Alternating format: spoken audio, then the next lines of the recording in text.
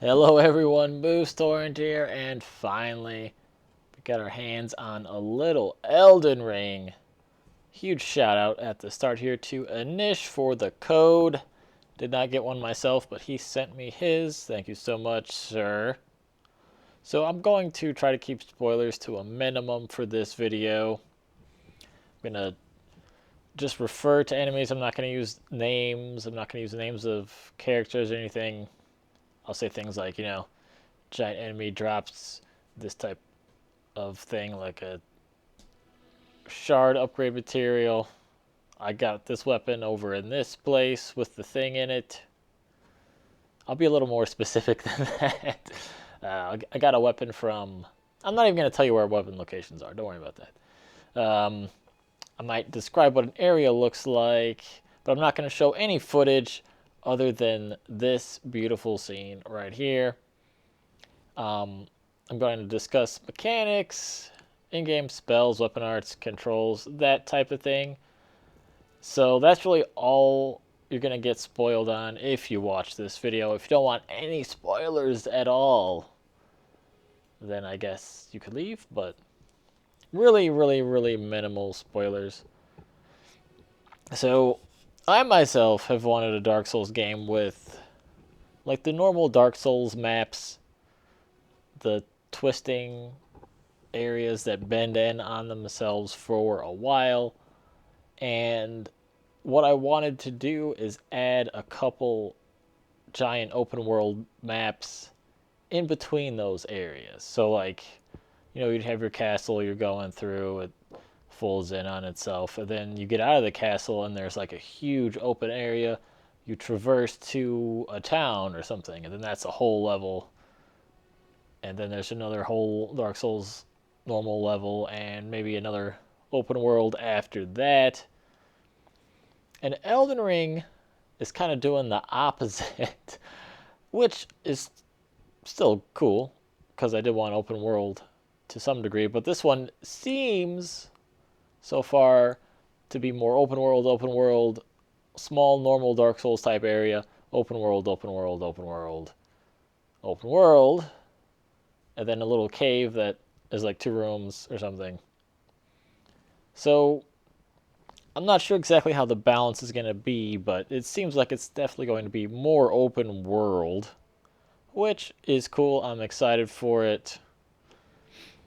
So this is basically where you start off at. When the game starts, there's a tutorial in the cave, standard Dark Souls stuff. Gotta have the cave tutorial. And then it spits you out here.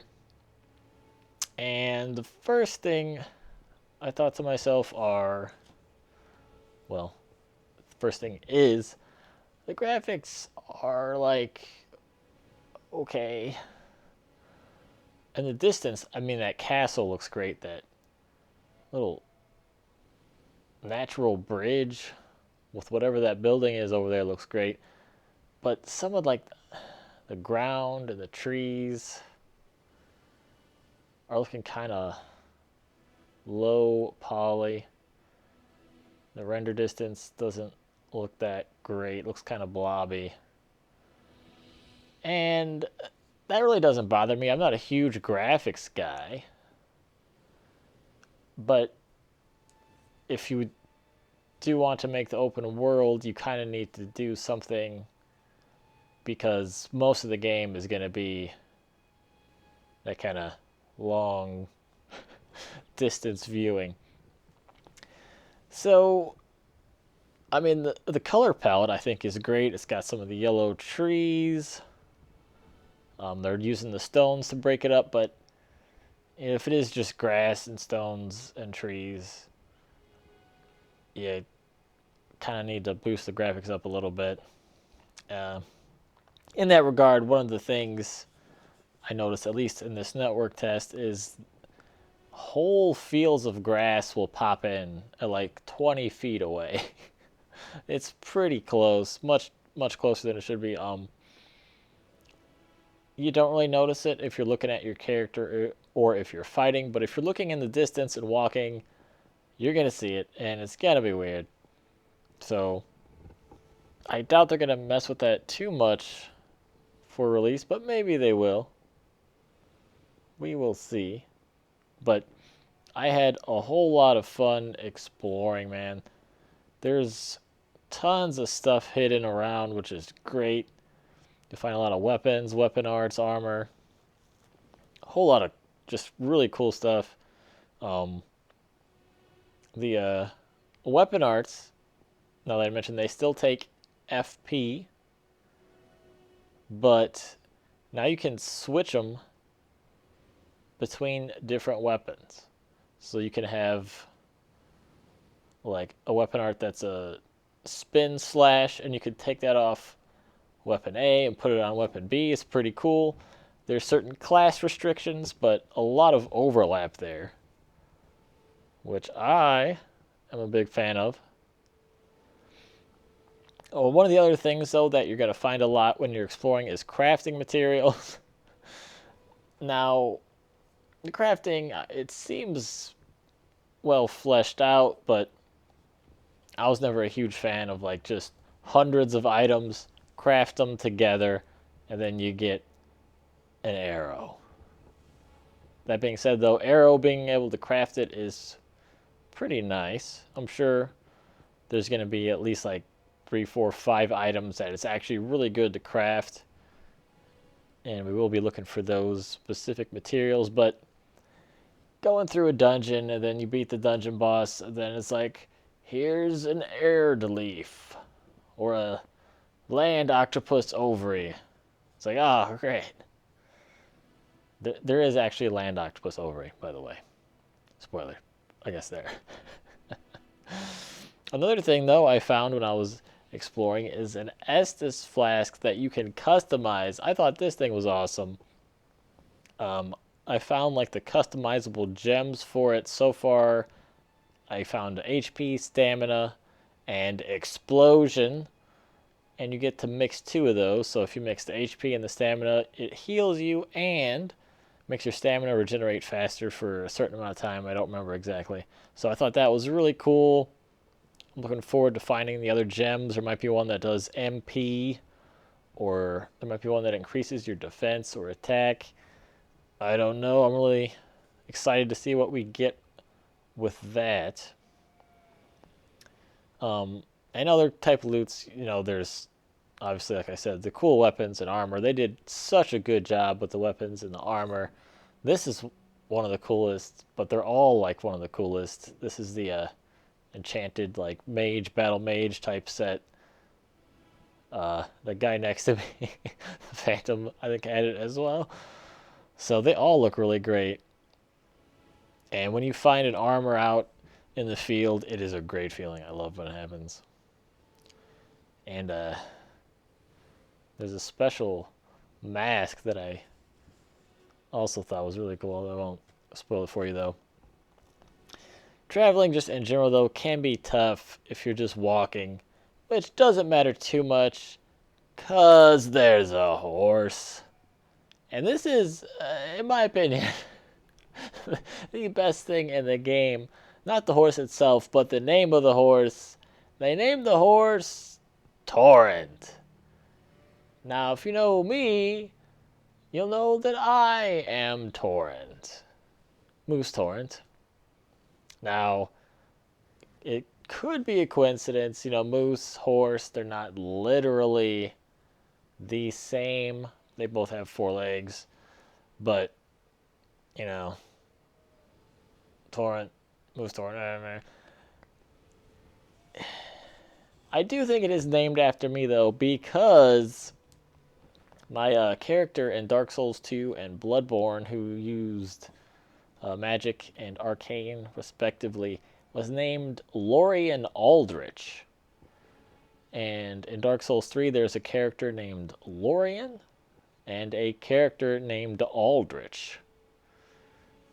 Now, that's a huge coincidence. If my guy from the videos I'm posting online named Lorien Aldrich just happens to have 2 names from the game, and the horse is also named Torrent, I choose to believe It is a nod to me, and it warms my soul. That black, crusty, withered old soul has warmed up slightly today.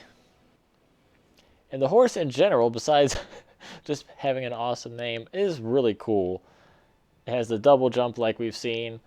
I wasn't too happy to see that because double jumps are kind of like unrealistic, but playing the game, I liked it. And it kind of has like a whole spectral horse thing. It so far doesn't really make sense. It's just kind of like it's a game feature, so you kind of forget about it and it doesn't break the immersion too much. But being able to just horse around at super horse speed is great. The combat, though, is kind of hit or miss. I think you should actually get a damage boost when you're on the horse. I would love some extra damage. I mean, if you think about it, the extra speed from the horse probably would actually increase your attack, so it would make sense. But when you're on the horse, you can hit R1 for just a swinging attack, or you could hold L2 or R2, and your character will hold the weapon on either the left or right side, depending on which button you pressed. And if you're just running by someone, you'll hit them as long as it's held out there, and the attack stays out for like 3 seconds, and then he does a swing, which does a decent amount of damage. So, considering that you're moving, your enemy's probably moving as well, it is pretty hard to hit someone consistently with those attacks, depending on the situation. Sometimes it works great. I find the Twin Blade actually does really well on the horse, because the L2 and R2s, like, he just twirls that Twin Blade like crazy. And it's like a helicopter blade. It's really cool. Oh, also, the Twin Blade's back. I'm holding it there. I mean, that's just a sword. It's not a Twin Blade. But the Twin Blade is back. I missed the Twin Blade. I'm so glad it is back in Elden Ring. So, yeah, the horse is great. You get the horse from the Maiden. She'll appear pretty early on in the game and offer you the Accord. I believe that's a Honda. And then she gives you the ability to level up and stuff, and that will, from that point on, be at every bonfire you go to, so standard Souls type stuff. The level up is, again, pretty standard. There's a few tweaks to the existing setup. The strength stat now also, in addition to boosting your strength, boosts your equipment rate. Equipment, like the amount of stuff you could carry. That's pretty crazy.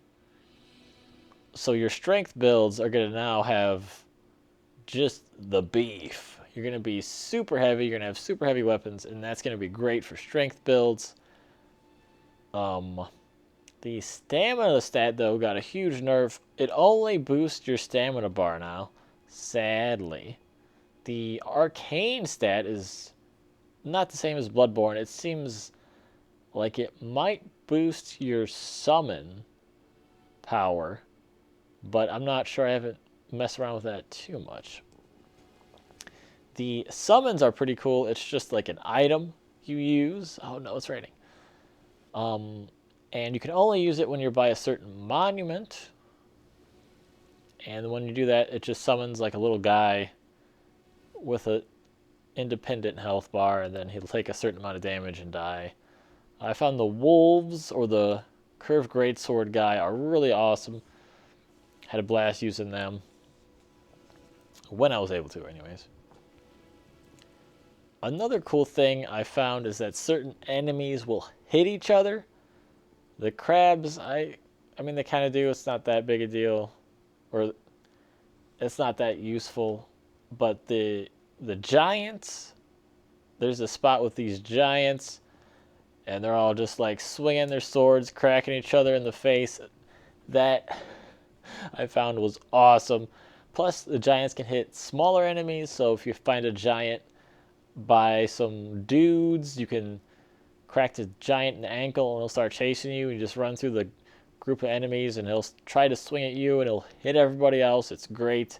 Plus, the giants drop an equivalent of a Titanite shard, and there's a spot, like I said, with like 7 of them, and they're smacking each other, so you can get some great shard farming there. I want to also talk about some of the negative things I have written down here, at least for the beta. I mean, they could definitely patch some of this stuff. They're definitely going to work on the network, I'm sure, but when I was trying to summon and stuff, sometimes it would take literally like 5 minutes before I can get someone to come in. The signs just, they pop in, people grab them up, and then you're going through, and all of them just say unable to summon. I don't know if they're putting too small of a pool of people together or what. So hopefully that gets ironed out. It seems like it probably will. Another thing that they may want to work on, or maybe not, I really haven't formed an opinion yet, is the red signs. People will put right where everyone's trying to put their summon sign, so you're trying to get someone to help you, and they have a red sign down, and you can't tell because it's buried underneath a bunch of other signs. And that was something I noticed when I did my second character here, the sorcerer. The very first summon spot over here, people are starting to grief already with their end game gear, well, and demo gear. And it's just the demo, so it's really hard to say how big a deal that's going to be, but I hope there's a duel arena. That's my main thing I want. Another little thing is the messages can still get in the way. Trying to summon something and then it's like messages in the way. If they could just have messages not come in within like 5 feet of an interactable object, that'd be great. I hate trying to flip a switch, pull a lever, turn a gear, etc. And there's just like message. Trying to open the door, it's like try tongue butthole. Okay. But I want the door. And that's kind of been a problem. I believe that was a problem in all the Souls games. So look at this weather change. It's looking a lot better this time of day. So that's something they should probably take care of. Another thing from the older games is cameras when you're fighting a big enemy. At least so far, I haven't noticed a change. They really need to just zoom out when you're fighting a big enemy so you can see what's going on. But as of yet, they have not. Another thing I was thinking about being a negative is like the cave bosses. This one, not so much. Some of them I think are really cool, but they're kind of just like glorified normal enemies. I guess that's kind of what you want. Maybe I'll take this off the negative list. It's kind of like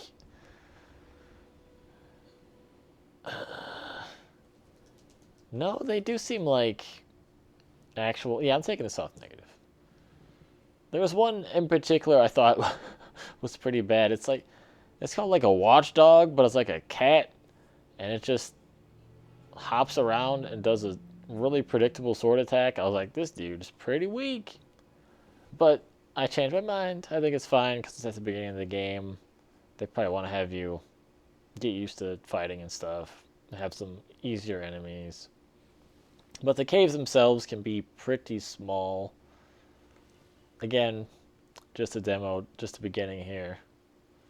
So maybe not an issue at all. Oh, two-handing is kind of annoying now. You have to hold down triangle and press R1 or L1, depending on which weapon you want to two-hand, instead of just pressing triangle, because triangle is now the interact button.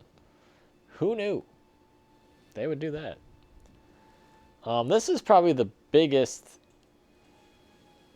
negative I have, the gargoyle goblins are actually really just a reskinned thrall from Dark Souls 3.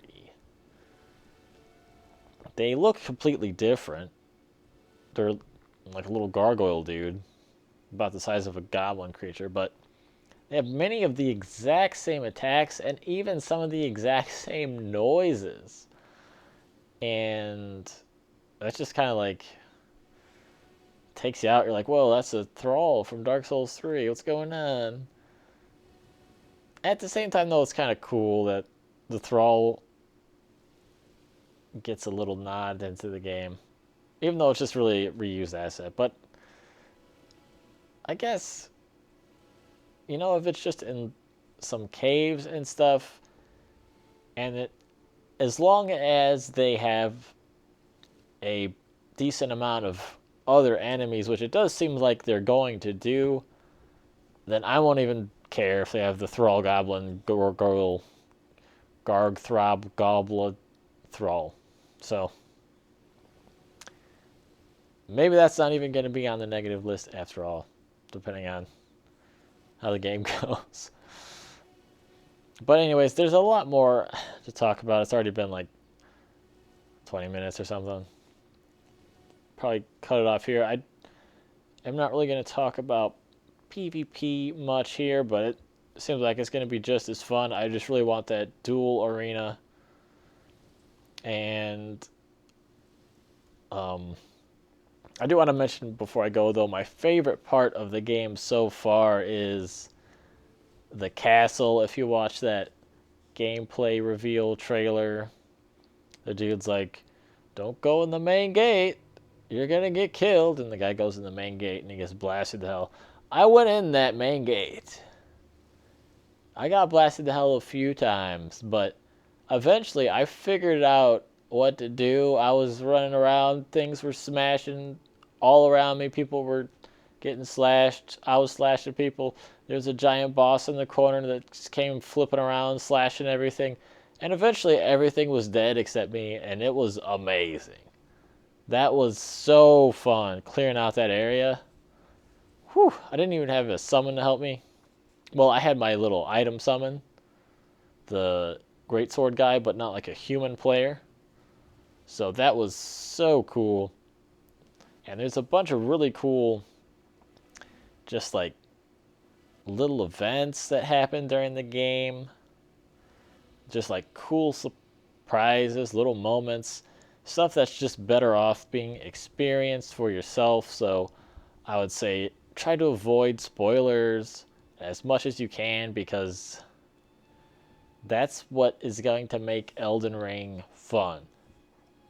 Seeing things for yourself, discovering things, the lore, the loot, reaching those hidden areas on the map.